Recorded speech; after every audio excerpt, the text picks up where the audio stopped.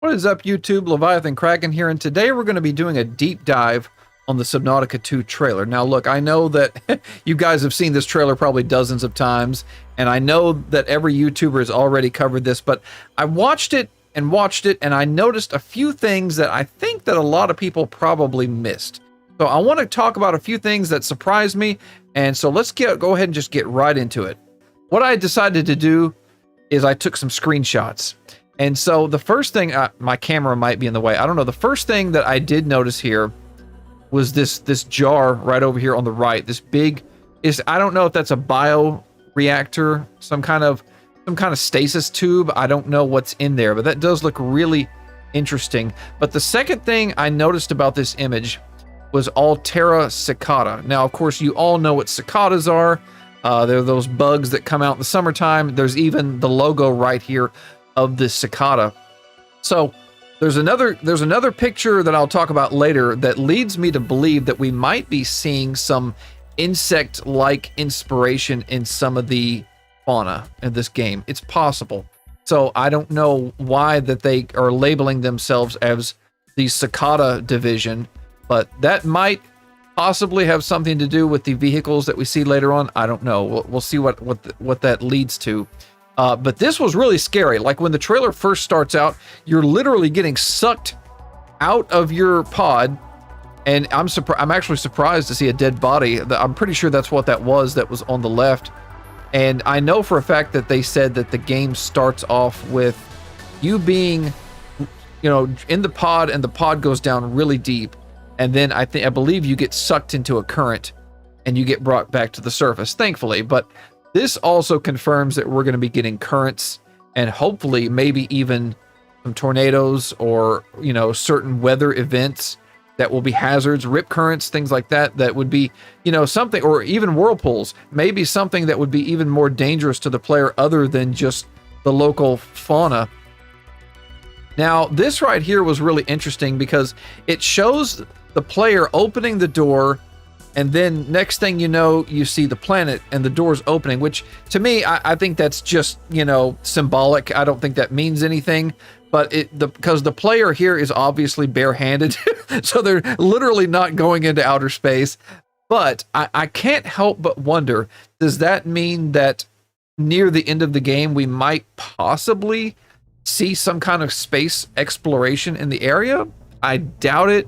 But I don't know. I just thought it was kind of interesting that they show the door open and then you're looking right at the planet. I don't know what this means. This could be symbolic or foreshadowing of something that we might see in the gameplay. I don't know. But that is a beautiful planet. And then you see the rings here in the distance. But the main thing I want to talk about is this. I'm just going to call it like a water strider or something. I don't know what this is. A lot of people were saying that they were speculating this could be some kind of submersible, which I don't see that at all. This is clearly a creature, in my opinion.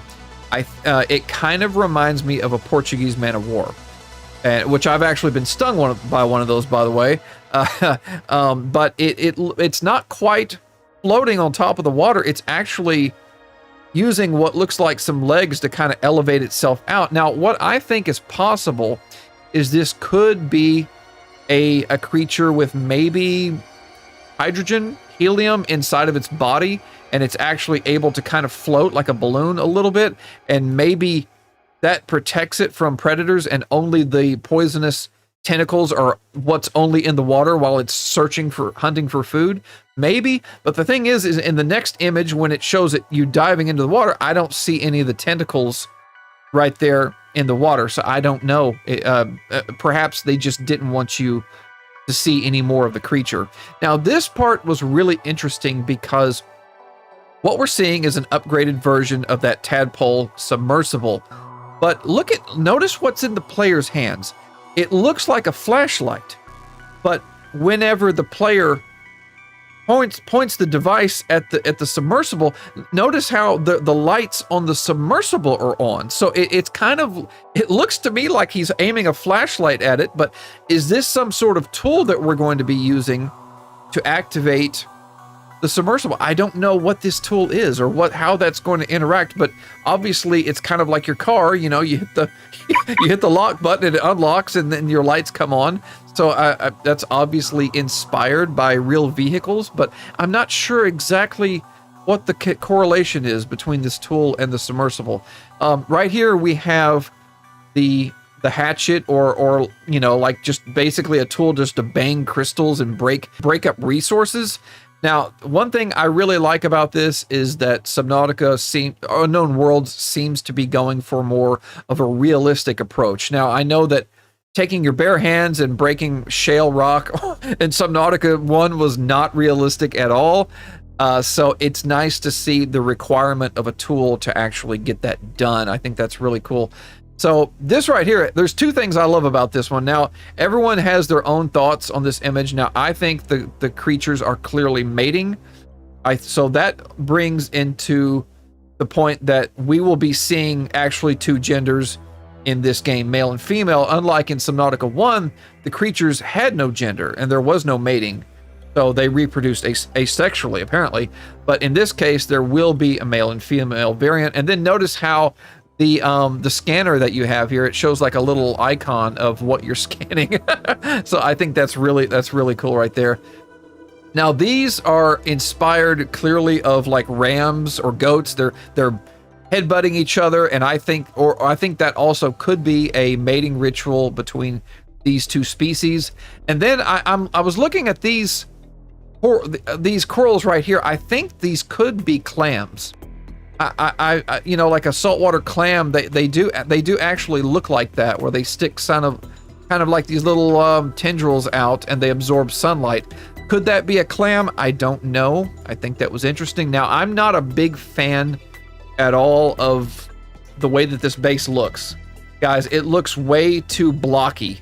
I mean, come on, we're not in Minecraft here. Like this, they should have designed this with a little bit more curves. Now we got a little bit of curves right here, but these over here just look but one thing I did notice is that notice how this base is separate on its own and it's connected. Now this looks to me like it might be the same base right here, and then when you build another one right next to it, they automatically connected without the need of a pipe. So am I right about that? I think that's might be how it worked, kind of like a voxel system for their base building. Like you just set a cube here, set a cube there, and they connect. I mean, that might be the way that they're designing this.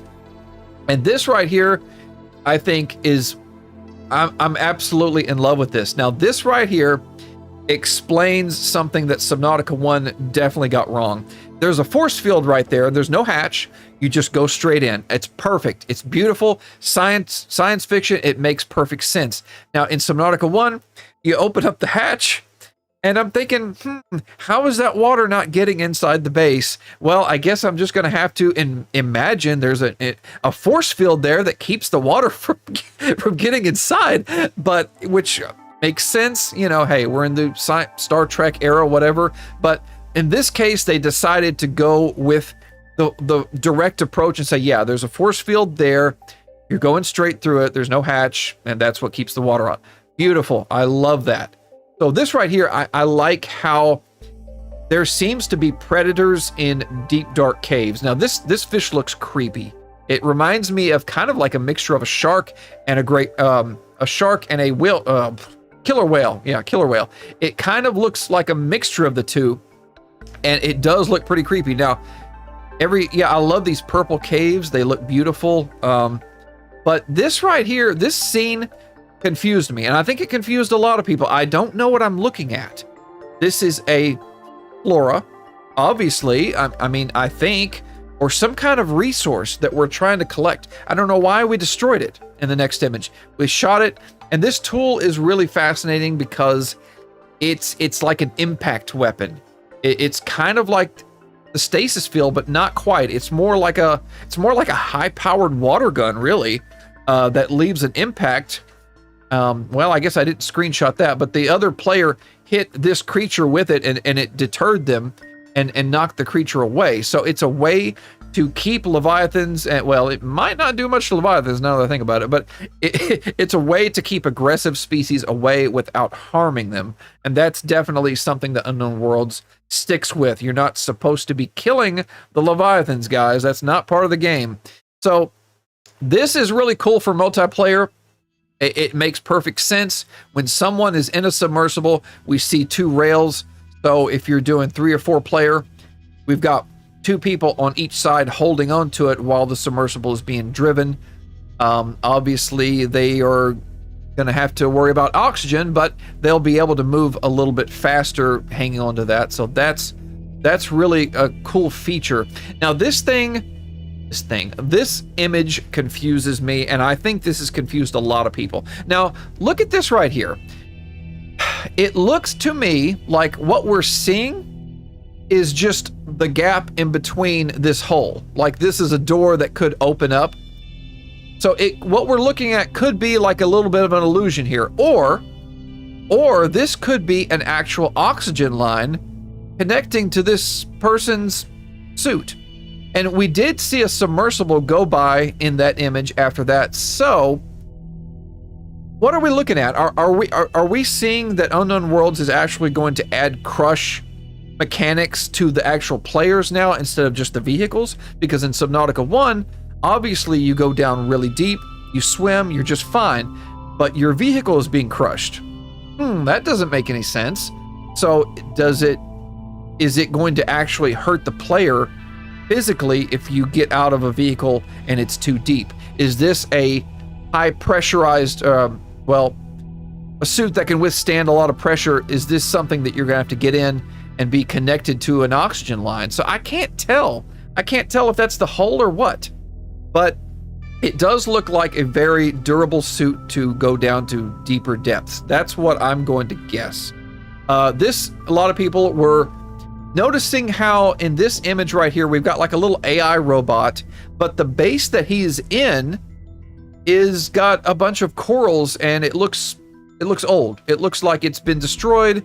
It's full of water, but this little guy is still alive. So we're going to be seeing obviously a planet where other humans, because this looks like human technology to me, other humans have crash landed and their bases are abandoned. So, but yet this guy might have a little bit of a story to tell. So that will be interesting. It's nice to see the flare still being used. And that kind of brings me to this image right here. It has been confirmed that this Leviathan is called the Collector. And look around here. There's trash and debris everywhere. It probably was the same, the same biome as in this area. So this Leviathan, did he kill all the humans that crash landed on this planet and he's collecting their debris as a trophy? Is he intelligent enough to do something with it, to use it? Or is it kind of like the mythological dragon that just likes to collect not diamonds, but I think they collect gold. Like the dragon always had treasure. So I don't know what its intents and purposes is, but it's called the Collector, and it's collecting scrap for some reason. We'll find that out. It should be interesting. Now, this kind of brings me back to this whole cicada theory. This creature right here looks very beetle insect inspired. It's got, these little antennas right here. Look at the way the mouth and these little pincer things are shaped. It kind of looks like a beetle or a roach kind of look. It's definitely insect inspired, and I think that this is a kill animation for sure. This is what you're most likely going to see right before the creature eats you. And yeah, that thing looks terrifying. But yeah, that was all I had for the trailer of Subnautica 2. I hope that maybe there's a few things I might have caught that some other people didn't quite catch, but hopefully we're going to get some more trailers soon. It's a shame that Subnautica is delayed to 2026. I'm going to make another video talking about that because the news regarding Unknown Worlds has been, the news about the situation has been changing constantly. So it's really kind of hard to make a video and talk about what's going to happen when then, bam, the next day a new update comes out and you find out, oh, well, my video didn't age very well. So anyways, guys, did you agree with everything, like my assessments here? Is there anything that you saw that I missed? Something you saw that, you know, you're like, oh, you need to talk about that, you know, mention that in the comments. I will see you guys in the next one. Peace out.